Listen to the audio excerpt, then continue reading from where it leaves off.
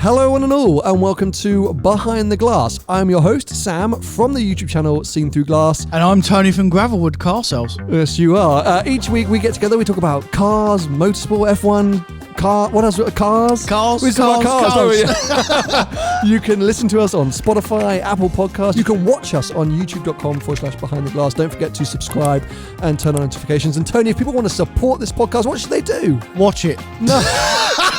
But also head to Patreon. You can support us on patreon.com/Behind the Glass. Thanks for tuning in. We hope you enjoyed the episode. We're back. Hello.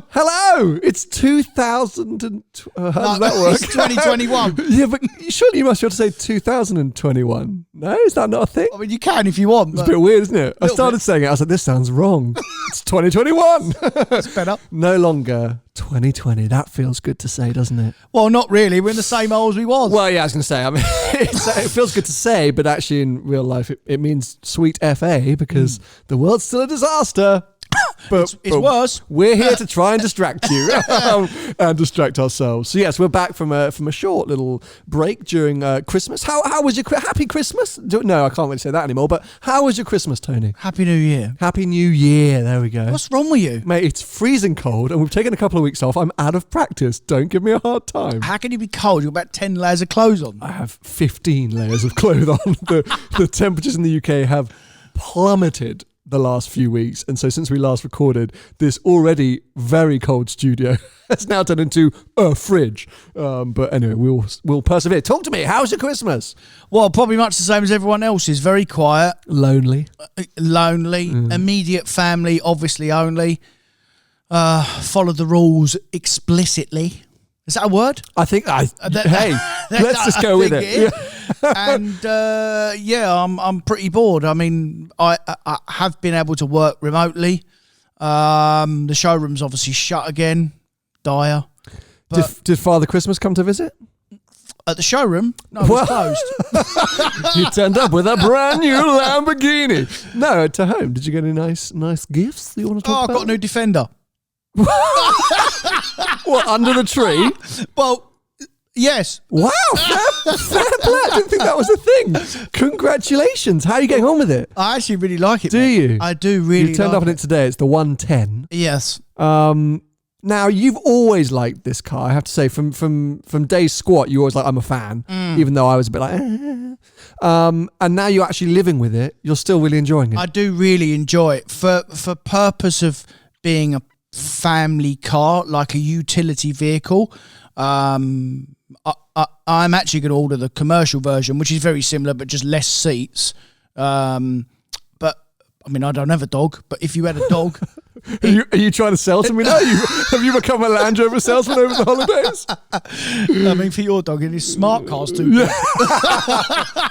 My dog is quite small. It's very small. But you know what? I'm starting to see a lot of these new Defenders on the road now. Yeah. I'm starting to see them all over the place in cities and towns and outside as well.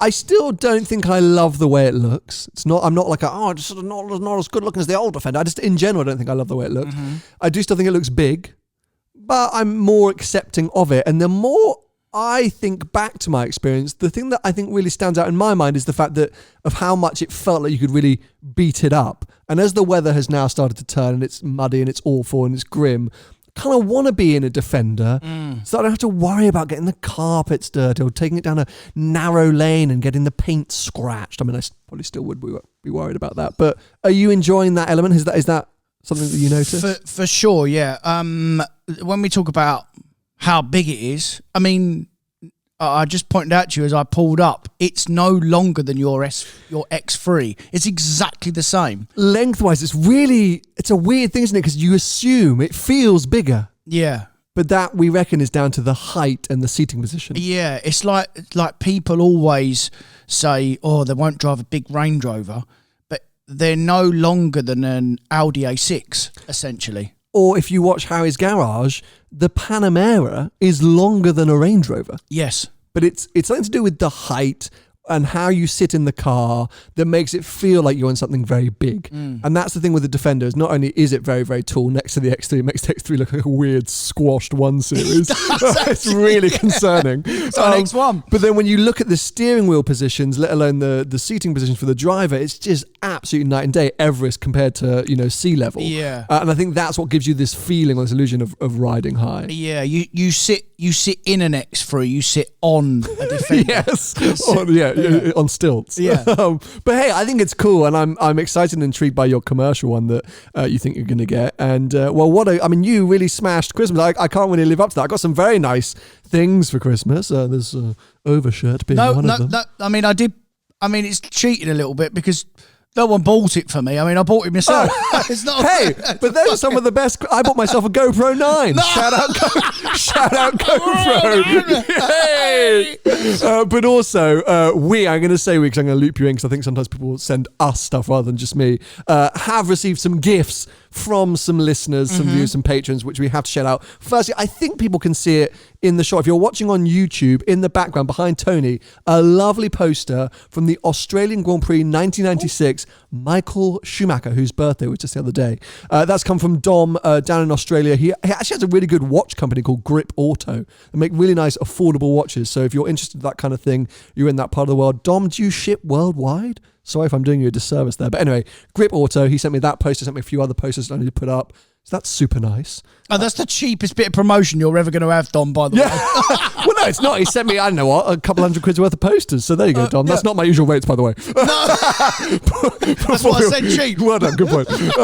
But no, so the studio's coming together now, I think. This winter setup is starting to look its part a bit, We've got more to add. Oh, we've got this. We've got a behind the glass light sign. I saw that. Again, if you're watching on YouTube, there you go. It's a bit intense today, but got to find somewhere to put it. So yeah, it's been a nice few weeks off, receiving gifts, buying gifts for ourselves if you're Tony. But we're back and we got a lot to talk about because, well, who knows what's going to happen this year? The world could explode. We might not be here anymore, but we're going to try and do our best throughout 2021 to bring you guys weekly episodes, chatting about all things cars, car news, motorsport, whatever we can do. And fingers crossed we can bring back live behind the glass with a studio audience. We're going to Europe, aren't we? That's the big plan. But I think let's start small. Okay. As and when we're allowed to do so, we'll be welcoming people down here to STG HQ. We'll do sort of hosted evenings. There's an amazing pizzeria here at Duke of London. There's also a really good bacon sandwich shop. There's coffees. So we'll get it all set up. People can come and hang out with us. We'll get some cool cars downstairs. Not mine. Yeah, I was going to say, we'll just film my one. Tony will have to bring some cool cars. So yeah, that is the plan. But yeah, lots ahead of us. And I thought we would kickstart this year kind of talking about the cars we're most excited about talking about this year. Do you know what I mean? Okay. The cars we're expecting or hoping to come out to be revealed that we're then going to go in on this podcast. So that's the main theme for today, but a bit of other stuff that I want to talk about first. So over Christmas, I watched a documentary about Steve McQueen. You know who that is?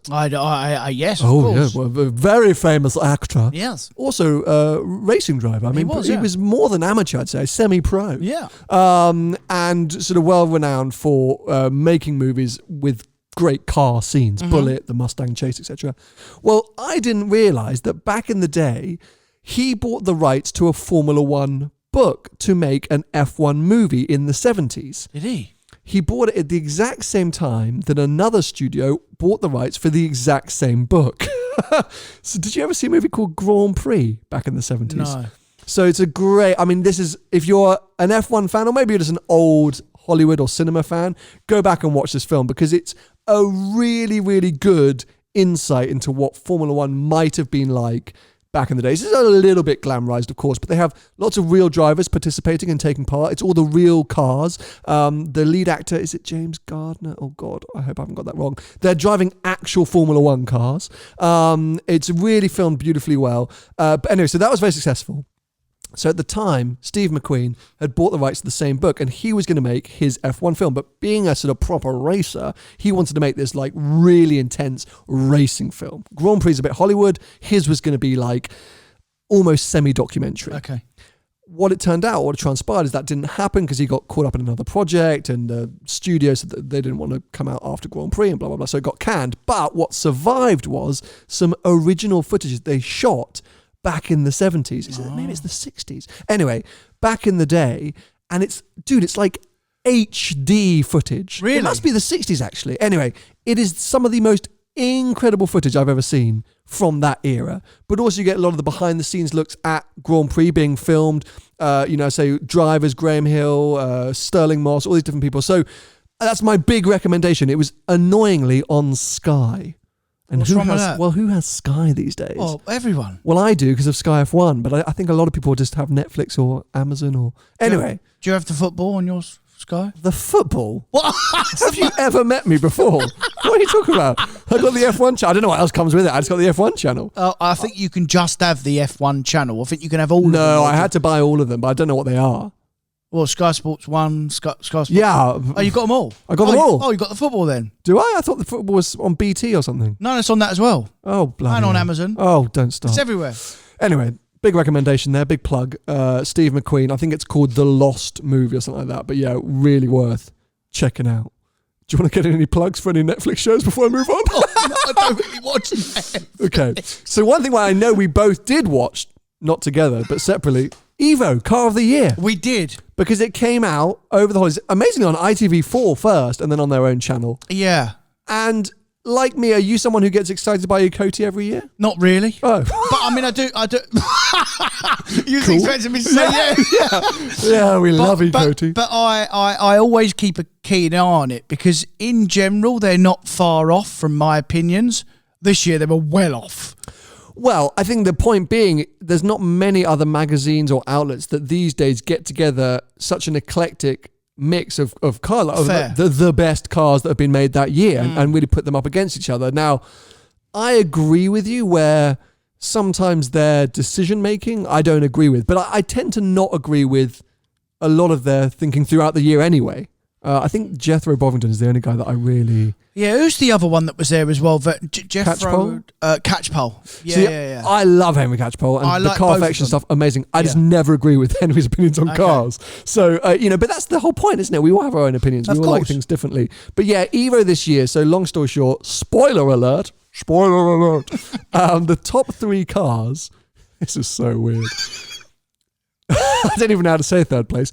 The Lamborghini Huracan Evo rear-wheel drive. But Tony, you laugh. Have you driven that car? No. But nor have I.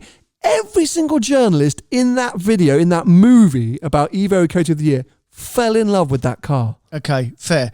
How many of them have owned a supercar, though, in general? Why are you bringing that into the equation? Why not? Because I don't... do they live with supercars? Well, I don't know. But... why does that matter in judging how a supercar performs? Because they're given that car for 2 days, which is fair. They obviously know what they're talking about. It's their job. They're journalists, right? But there's a difference between driving a car for a couple of days, as we know, and being surrounded by petrol heads and being in the moment and, yeah, this is brilliant. But then actually, if you have it for a couple of weeks... you'd probably change your mind. Do you know what I mean? Yeah, of course. But isn't then the skill, the talent, the fact that they can get in these cars over a short period of time and make these decisions or pick up on these nuances or I can't. I really struggle if I'm given a day to film with the car to really get a good opinion on it. Maybe because of what you're saying. Maybe everyone should have more time with the car to learn it. But I think I'm always amazed by journalists who can jump in and talk about, elements of the cars, the chassis, the body roll, the brakes, all these different elements, which, aren't always important to the end customer, but the review of a car, I think that's a skill. It is a huge skill. And like I said, apart from Bovington and... Bovington. Okay. Bovington. Sorry. I think that's what you put in your toast or cheese or something. No, that's Bovril. Oh, sorry. Anyway. And Catchpole. Yeah. And a couple of other journalists. Dickie Meaden was there. Yeah. Yeah, proper. Yeah, he's actually quite good, actually. But no. But I don't think there's many of them that can actually nail it on... Oh, I so disagree.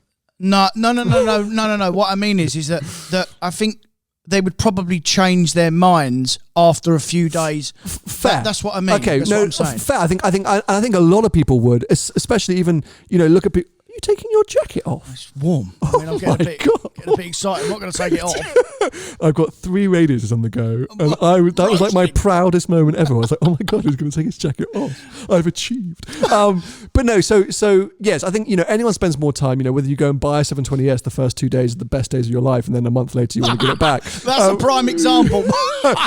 We'll come back to that later, by the way. But yeah, so. Of course, but I still think what they do is great. And for me, what I learned about the Huracan Evo rear-wheel drive being in third is that it suggests that with all of the what, as we've been talking about for 2 years now, every manufacturer is nullifying their cars. They're making them a bit easier to drive, a bit more boring. Like the 911 Turbo S. We've all said it. Everyone said it. It's brilliantly fast, but a tiny bit dull.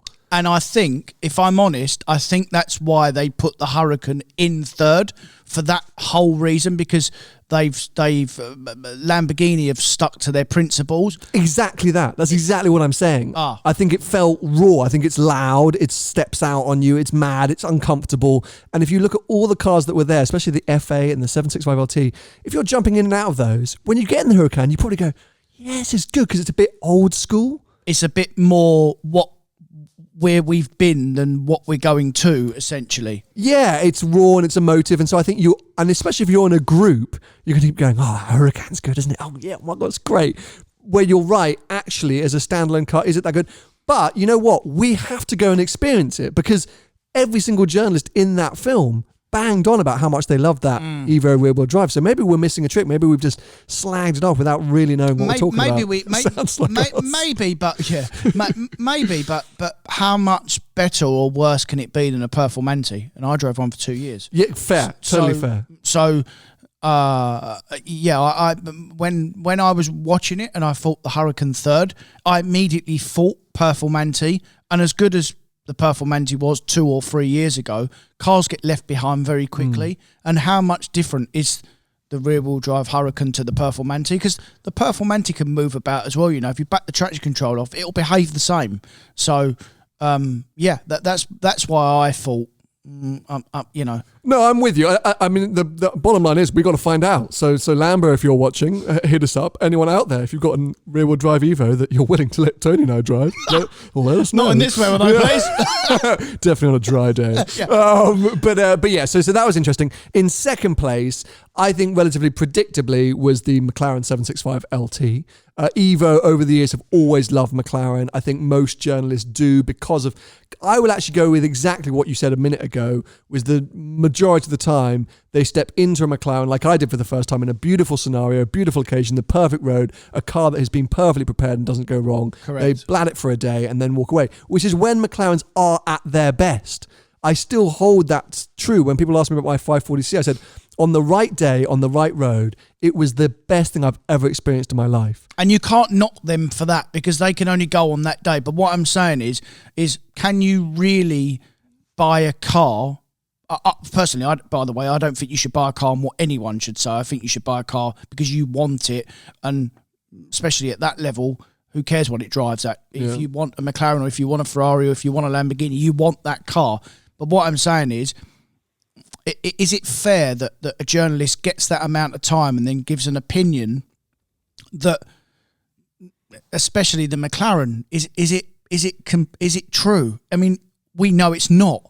Well, I mean? No, we don't know it's not, because again, another car that neither of us have driven. But I think the point being that on that test, so track and then 4 days on the road, that group decided together that car should place second. Now, as I say, I think journalists tend to love McLarens for that experience. And, I agree. And if they're jumping in and out of cars more than you and I are doing at that level, that supercar level, then there's something in those cars that they're adoring and they're loving in that performance, which totally fair, absolutely fine for them to have that opinion. But I also agree that I think if they had that ownership experience or even a longer 3, 4, 5 month loan, maybe they would feel slightly differently. I don't know. But on the initial 765 LT launch, everyone went mad for it and said it was Mate, how many times have me and you or anyone else got in a car and absolutely loved it one day, got in it the next and thought, oh my God, this is the worst car ever.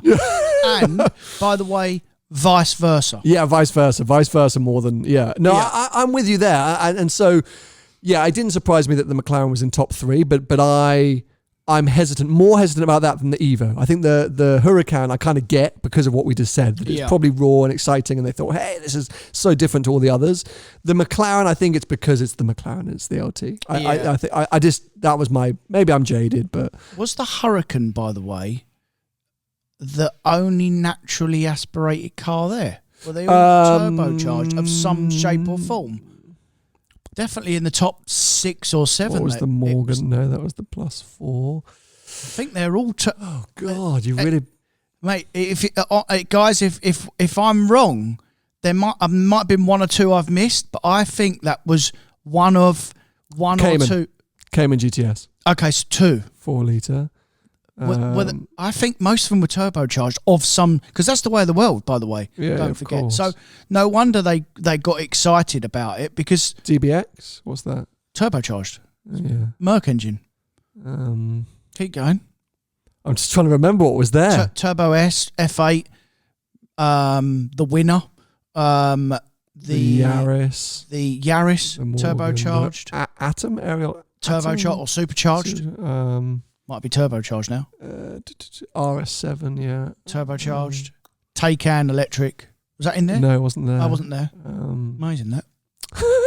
Oh, don't start. Anyway, okay, you might have a point there. Yeah. So I guess what you're trying to suggest is that actually maybe that's what was winning through for the Huracan. The fact that it was completely different to the rest of them. Yeah, and that's what was helping it stand out. Well, you sort of teased the winner. The eventual winner, I think quite shockingly, was the BMW M2 CS.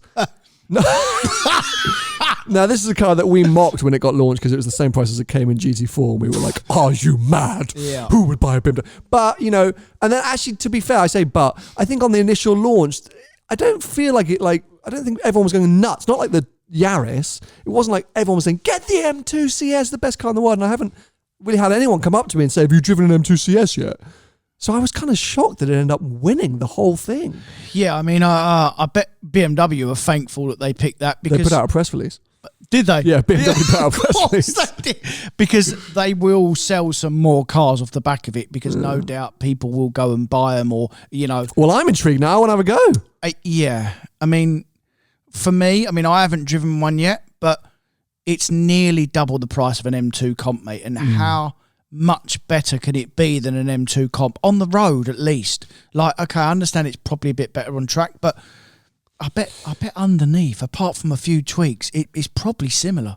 And again, I don't want to beat our own drum, but do you not think that there's an element of the fact that actually it's because the supercars nowadays, and that were in that test, i.e. even the Huracan, but especially the 765 LT, on the road, they're just too fast in the sense that it's all a bit scary and they're a bit too good, whilst that M2 CS, you're probably a lot more involved, or you feel a lot more involved and a lot more in control.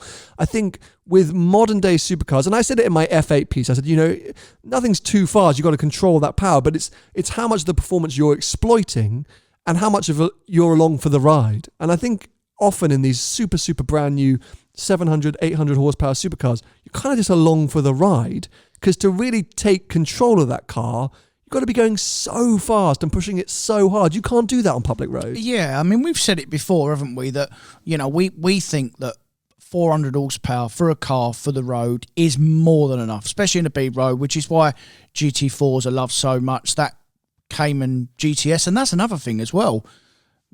That's almost a direct rival for the CS.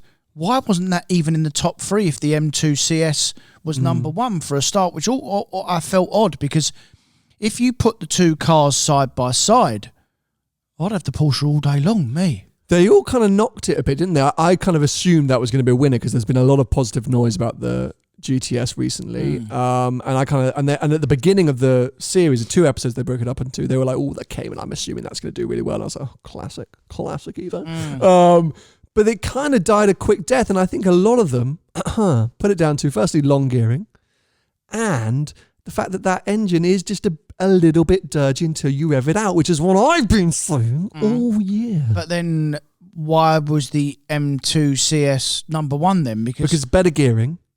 Okay. And a different response from the engine. It's much more, because you get that low end torque, don't you? Yeah, maybe. Yeah. But then it's still, because it's turbocharged, again, we go back to it. The Hurricane was in the top 3, probably because it was NA and very different though between a rear wheel drive Lamborghini V10 and a 4-litre naturally aspirated Cayman. No, I get that, mate. But what I'm saying is that what was their final decision behind the M2 CS? What, out of all them cars, how has that become number one? I mean, yeah, it surprised me too. Yeah, I'm telling you, but I do think that there was, you got to kind of look at the overall test, how they did it, where they went, and yeah, that's why I love Ecoti, because it puts all of these cars up against each other.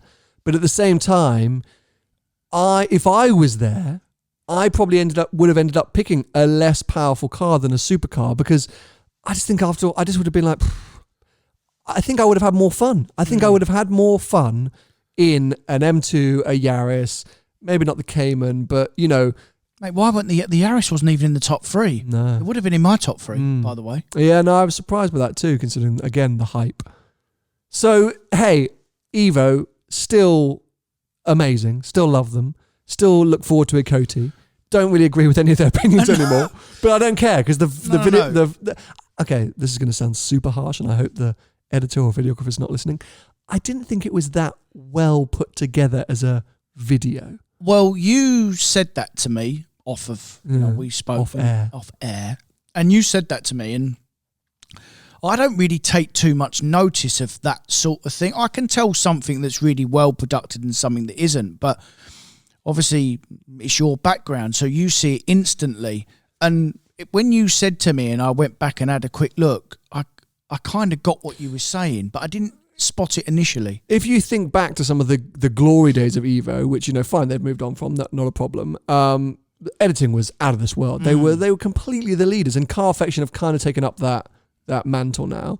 But what I didn't like about this piece is, okay, I'm not going to say it should have been over edited and sliced together differently, fine, but it was the way the narrative was put together. There'd be somebody talking about the Cayman under the headline of the Yaris, and they'd lose loads of shots of the Cayman, and then suddenly you would expect that meant it was leading into the Cayman, but no, it was for the Morgan. It was just, I struggled to follow it. Okay. And then they were like, okay, now we've got 3 days of the road thing, and they made a big deal about it. And then there was day 4 and day 5, which was like a minute, and they did. So I just, hey, this is me being a bit of a dick, and it's purely because I love watching high-end quality car content, and Evo used to be the Ecoti content used to be absolutely outstanding, breathtaking stuff. Yeah, and these guys are all professional at what they do, and I understand that, but it doesn't mean that we got to agree with them. You know what I mean? Of course. But that's the whole beauty of the world, isn't it? That's the whole beauty of the world. We're all about opinions, and no one's right and no one's wrong. It's all about personal preference, and there we go. That's why I've got a 360 and a 996 under the bar. How are they anyway?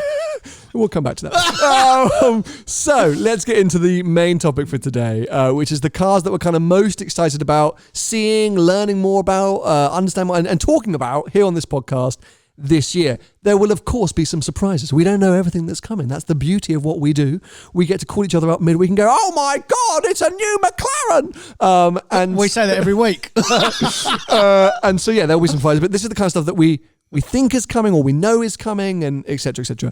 If there's anything that you know from your contacts, slide them in. But I'm going to kick off with a weird one, and there's a reason why. The Cupra Formentor, because I saw the advert being filmed, the promotional stuff being filmed during Drive the World. Did you really? Yeah, so Cupra Formentor is an amazing road in Mallorca, and we woke up at the crack of dawn, drove up to the top, sunrise, blah, blah, blah, and as we were there, a trailer turned up, and I was like, how did that get here? And this Cupra Formentor was being unloaded, and now all the promo materials are coming out for it, and it's all on that road that morning. A year late. Yeah, a year late. So I just thought it was quite cool. So I don't know, we don't know anything else about it, but just cool because I saw it there. I should have done a schmear and been like, oh, look. We don't know horsepowers or anything. I don't know anything. I'm sorry if you're into the Cupra. I don't really understand the Cupra No, nor do I, actually, to be honest. So let's move on. To something we're going to know even less about, MG.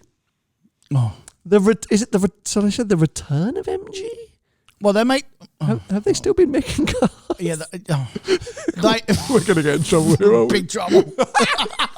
And they have got a few quids who are probably going to get sued. Yeah. No, they make that. I mean, mate, I would MG even Roadster. No, What? yes, but Yeah? I mean, it still looks the same as the old one. But what's that SUV thing they make as well? I mean, they're doing an electric one of them. Well, but there's an electric sports car coming. Oh, Because MG, a historic brand. Like, it's got a long history in making little cool sports cars. like TVR. Yeah, but not as... Well, I wouldn't say they were at the heights of TVR, but still cool. And they're coming with an all-electric sports car. Are they? Yeah, weird, right? I think they've Really? been bought by a Chinese company. I'm going to Google this quickly because... They've been bought by a Chinese company. Have they? You're crazy. What? Are you serious? Yeah. What? Of course they've been bought by a Chinese company years ago. Really? Yeah. You didn't know that? I had no idea. Yeah, company is Chinese-owned MG Motor SAIC. So Yeah. no, I had no idea. But that makes sense. Because the Chinese love an electric car. yeah. Well, there you go. Oh, this has started well, hasn't it? Very good. Can't wait till these cars actually come out and we can talk more about them.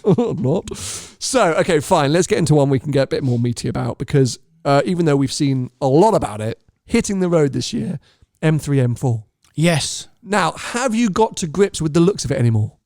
Mate, I said that I liked it.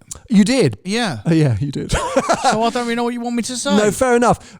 Well, the reason that I brought it up is I wanted to say I think I have started to get used to the looks a bit more because I've started to see some 4 Series on the road. I don't know if it's early lease deals or whatever, but there's a few M440i's cruising around. And I'm like, yeah, okay, like, sure. And a few spec'd M3s leaking on Instagram. Sure. Yeah, honestly, mate, it's just people don't like change, do they? But when a mass-produced car comes out like that, I mean, you're just going to have to get used to it. I mean, people go in about that, is it the Pan America grille on the Merc? Yeah, Pan Americana. Yeah. Yeah, I think that what I looks- said. Yeah, well, you said, yeah. I think that looks miles better than the old grille. But Same.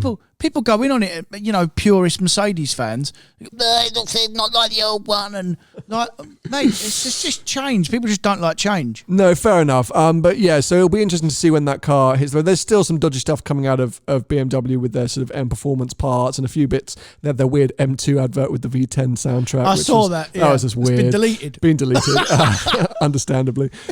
So yeah, there's still some question marks I'm going to put over BMW's design department at the moment. But yeah, let's wait and see what the car is like, how it drives. Theoretically, it's going to be great. And say some specs that have started to be leaked, I think, suggest that it could be quite good looking once It will be good. people get their It's a hands on lot it. of money.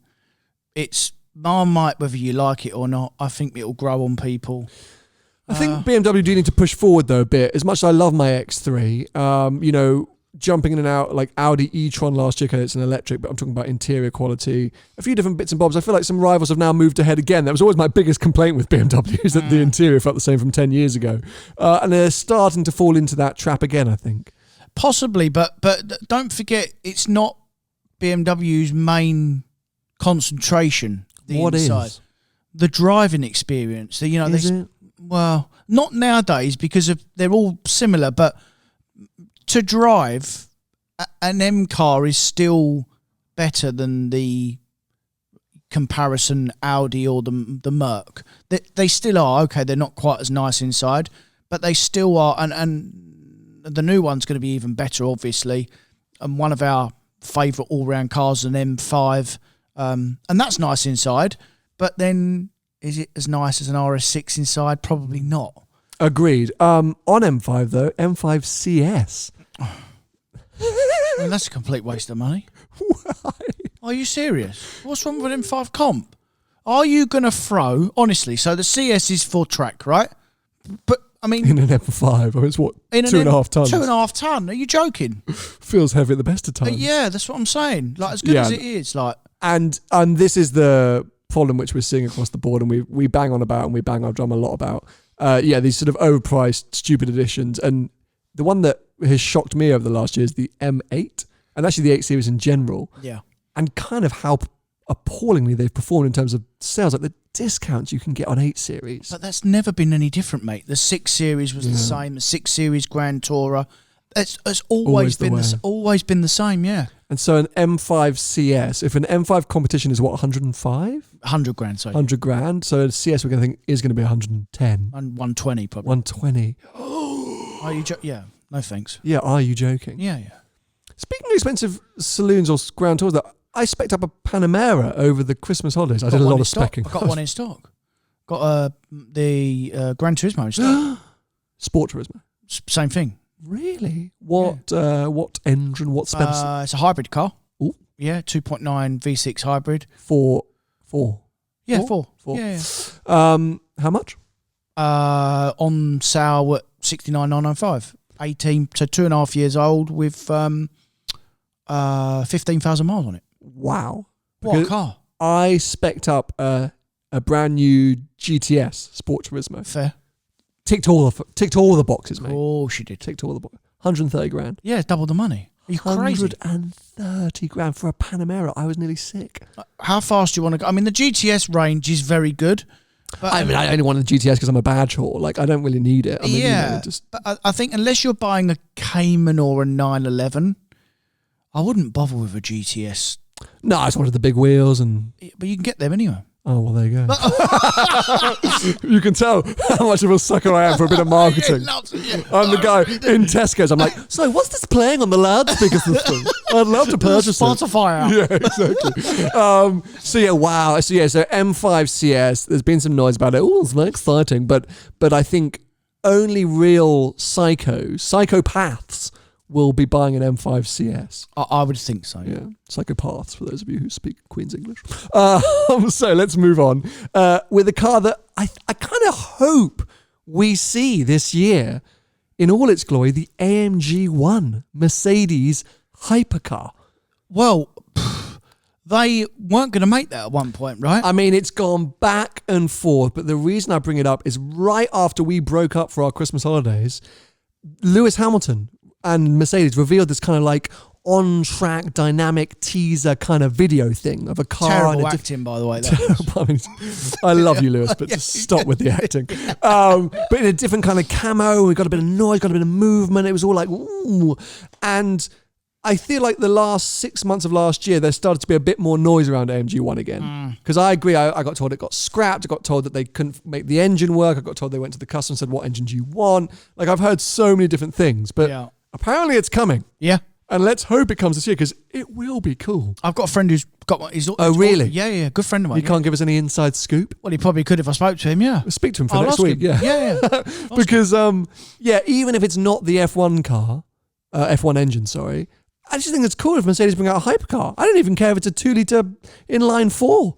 Like, I mean, do not go down that road. That's the new C63, basically, with a frock. Imagine that. I mean, it will probably be that same engine. Can you imagine? Have you heard that there's what are they going to call it? The S73 or S76 or something coming? Have you heard about this? No, what's that, like a Maybach thing? Yeah, so the GT63 AMG 4-door thing. Thank you. Is going to get a GT70 something. Okay. It's a hybrid power. So the hybrid performance cars are going to get a 7 badge, something 7, you know. I'm overcomplicating it. And they're not going to put that 2-litre engine in it? No. I think it's the, help me out, what's the AMG engine these days? 4-litre? 4-litre V8. 4-litre with electric. Right, fine. So that's why it's going to be the big AMG flagship, a bit like a Lambo hybrid. Yeah, this is our hybrid performance model. Okay. And apparently that's coming this year across the range to multiple things, but starting off with that GT 4-door thing. Okay. Watch this space. Now, Porsche. We're expecting a big year from Porsche. Because, of course, we have GT3. We now know majority about, but we should be getting test drives. We should be seeing cars hit the road at some point this year. Yep. Maybe GT3 touring at the end of the year. Who knows? Yeah. GT4 RS. Do we think we're going to get that this year? If we are, I think it's probably at the back end of the year. Okay. But it's coming. It's coming. I mean, it's coming. We keep seeing a lot of spy shots of GT3 RS and GT4 RS testing together. Yeah. I don't think they'll be announced at the same time. Seems like a bit of a kick in the gonads from Porsche. Always a year later normally. So you'd have a GT3, then about a year later you get the RS announcement. That's normally what happens. I think they will announce the GT4 RS in line with the 3RS Do you? It'd be 2022, I think, yeah. Or very, very, very late this year. Okay. I'm gonna go opposite. I'm gonna go summer. For both? 4RS. Okay. 3RS next year. 4RS in the summer. Okay. But yeah, exciting on that front. We should be seeing the Taycan Sport Turismo, maybe 911 Carrera T, 911 GTS. Do you see there's 911 Targa here? 992 Targas here outside. What about the Heritage car? Have you seen that? The Heritage Targa. Yeah. So nice. Yeah. So, but I don't like the big dot on the side. Usually I'm a fan of a big white dot on there. You want to know how much? For a Heritage, 124. 140. Oh. Yeah, I mean that's Jaguar selling tactics, isn't it? Jaguar pricing. They will sell them all though, by the way. Yeah, they will. They definitely will. It's Porsche, and yeah, exciting year ahead. I think for Porsche, we're going to see some cool stuff. So we're going to be talking about those cars on this podcast. But I touched briefly on Taycan on the sort of other side of the family bench. Audi are going to be coming with their Taycan rival, the E-Tron GT. Correct, which if you haven't seen it, it's A5-ish kind of looking. Yeah, it's a sort of slightly modern looking A5, basically the same as the Taycan, but it's Audi rebodied. And I think that's cool. I think if it's going to make it a little bit more affordable and accessible for those who want to go full electric, then crack on. I think I'm all for these diluted Audi variants of Porsche or Lambo. Why not? Yeah. So that would be cool to see. Lotus. So everyone knew that I had my little love-in with Lotus last year, which is, it's been a long burning love for me in Lotus. But we're hoping to finally see some new cars coming out of Lotus. The Avaya obviously been doing the rounds, their big electric hypercar, but that was always the kind of precursor to a new range of Lotus cars since Geely, another big a Chinese company, came in and bought them. We're expecting to see new models. So fingers crossed for a sort of Maserati MC20 rival. Really? Yeah, so sort of mid-engined, hybrid, V6-y type. Very good. I think fingers crossed. So, really excited for that one. And we should mention the Maserati MC20, launched last year. I mean, after some initial sounds and sights I saw that car, I'm not that excited. No. But I kind of want to have a go in one just because Maserati. Yeah. And have you seen that SF90s are starting to get delivered now? Oh, yes, I have.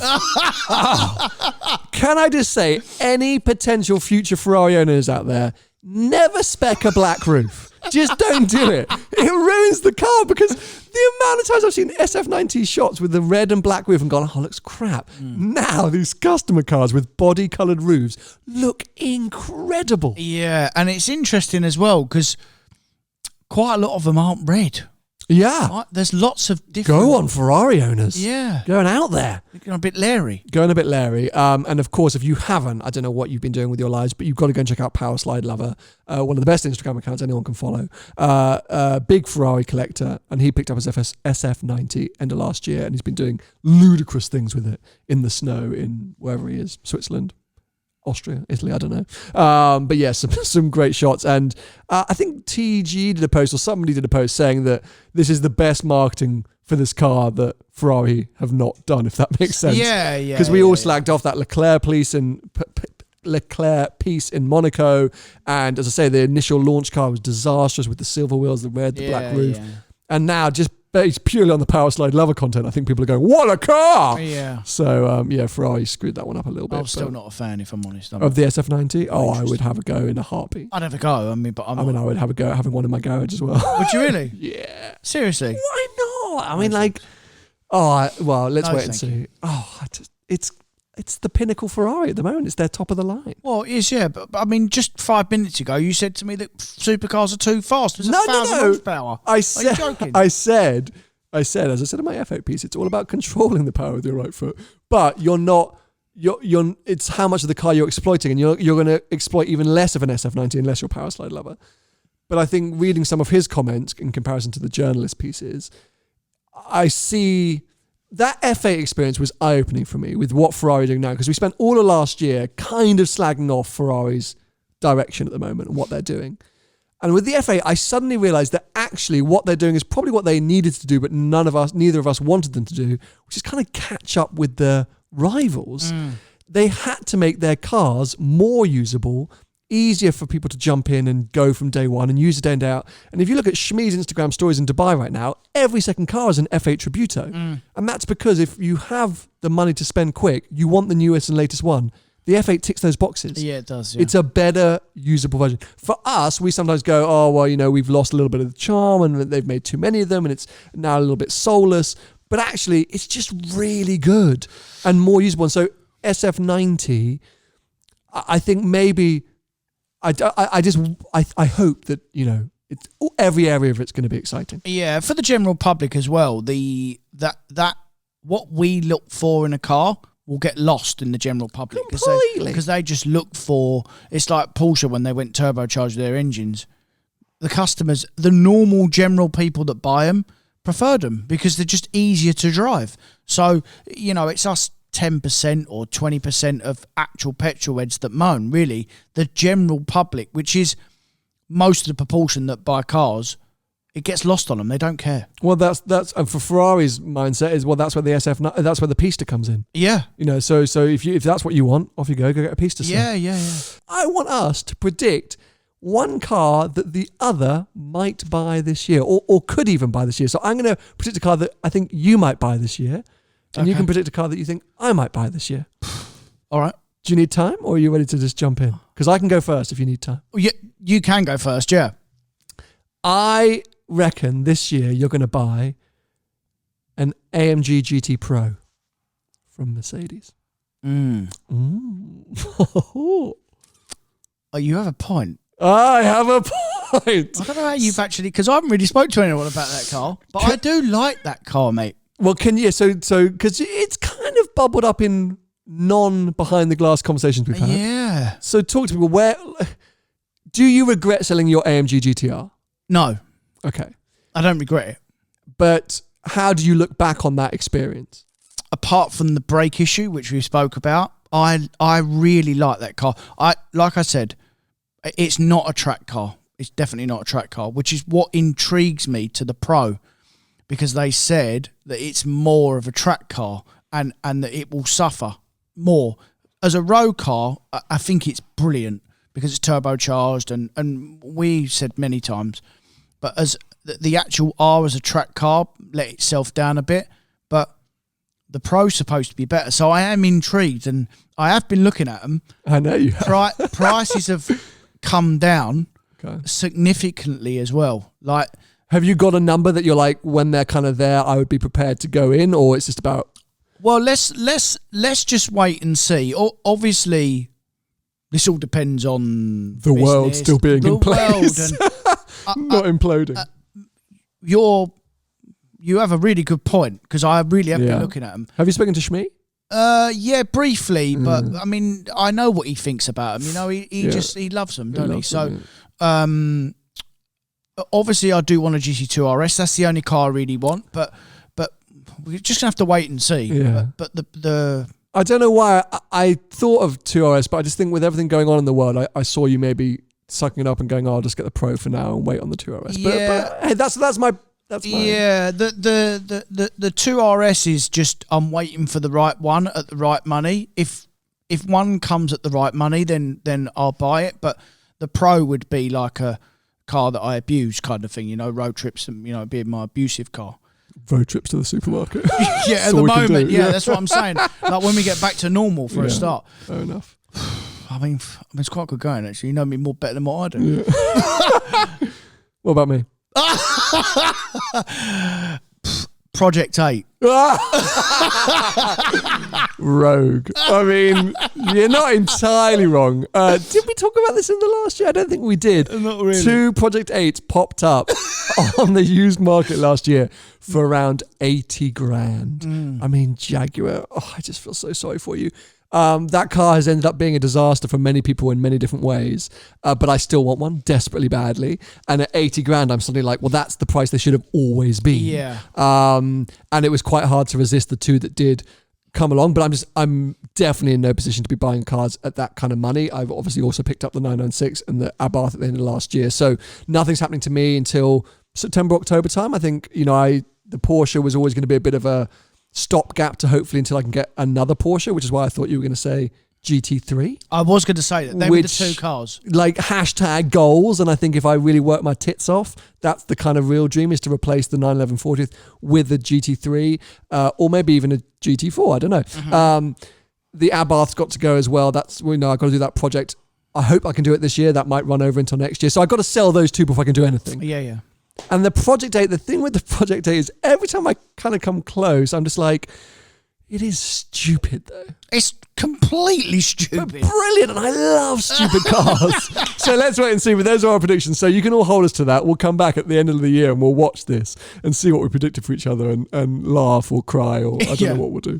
But that's it. That's the end of our first episode of 2021. There we go. I got it in. 2021. Well I hope you're glad that we are back. If you're listening to us on Spotify, Apple Podcasts, Google Play Podcasts, if you're listening to us, keep listening to us. If you're watching us here on YouTube, make sure to subscribe, turn on notifications. If you want to support us, head over to patreon.com/behind the glass. We love our patrons ever so much. And we'll catch up with you very, very soon. Goodbye. See ya.